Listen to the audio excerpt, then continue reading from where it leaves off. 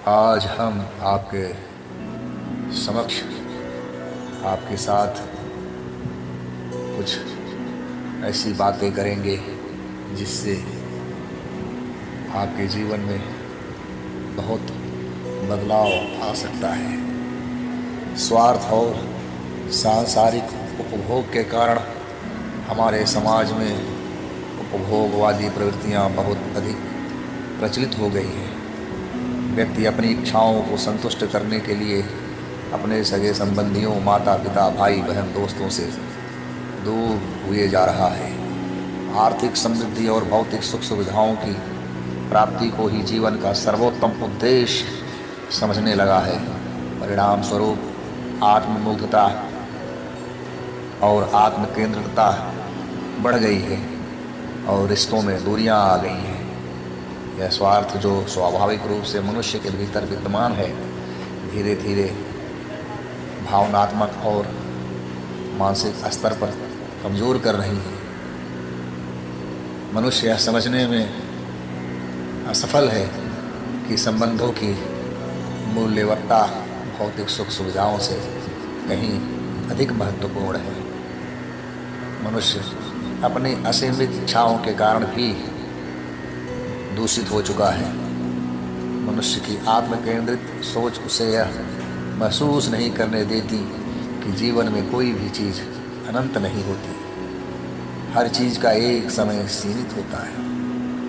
जब इंसान अपनी इच्छाओं को बिना किसी सीमा के पूरा करने में जुट जाता है तो वह भौतिक और मानसिक रूप से रोगी हो जाता है।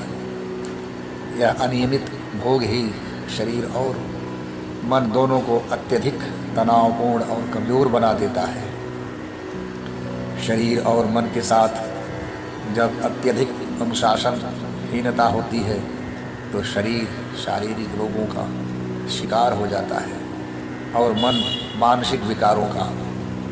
जीवन की अस्थिरता और शरीर की क्षणिकता मनुष्य को समझ में नहीं आती। हमारे जीवन का समय निश्चित होता है। हर जीवन का समय निश्चित है और शरीर भी एक निश्चित सीमा तक ही कार्य करने की क्षमता रखता है।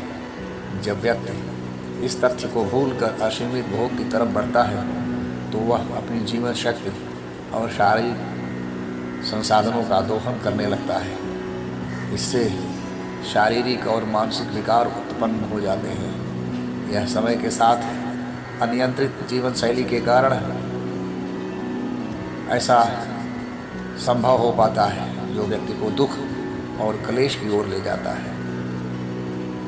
मनुष्य के अमर्यादित सोच का प्रभाव उसके जीवन पर कैसा पड़ता है उसे ये पता भी नहीं चलता कि असीमित और अमर्यादित सोच जब हद से बाहर चली जाती है तो वह न केवल शारीरिक रूप से बल्कि मानसिक और आत्मिक रूप से भी खोखला ऐसी सोच हो जाता है। उसे सही और गलत के बीच अंतर समझने से भी रोक देती है। यह अव्यवस्था और अशांति का कारण बनती है और व्यक्ति जीवन के सबसे मूल्य उद्देश्य को भूलकर केवल भौतिक चीज़ों में उलझकर रह जाता है।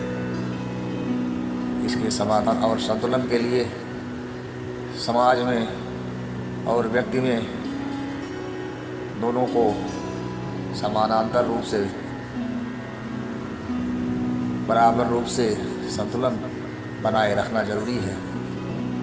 भौतिक सुख सुविधाएं और दुनिया की भव्यताएं निश्चित रूप से महत्वपूर्ण है, लेकिन यह हमारे जीवन का केवल एक हिस्सा होना चाहिए। एक व्यक्ति को अपनी आत्मा की शांति और मानसिक संतुलन की दिशा में भी कदम बढ़ाने चाहिए। योग, ध्यान, साधना और आत्मज्ञान की ओर अग्रसर होने से व्यक्ति अपनी इच्छाओं और तृष्णाओं को नियंत्रित कर सकता है। यह उसे सच्चे सुख की प्राप्ति में मदद कर सकता है और जीवन के वास्तविक उद्देश्यों को पहचानने में सहायता कर सकता है। इसी प्रकार से अगर मनुष्य अपने जीवन के वास्तविक अर्थ को समझे और आत्मिक दृष्टि से अपना जीवन जीने की कोशिश करे तो वह अपनी सोच को सीमित और नियंत्रित करके मानसिक और शारीरिक दोनों ही रूपों में स्वस्थ रह सकता है और अपना कल्याण कर सकता है। जय जय साईं राम।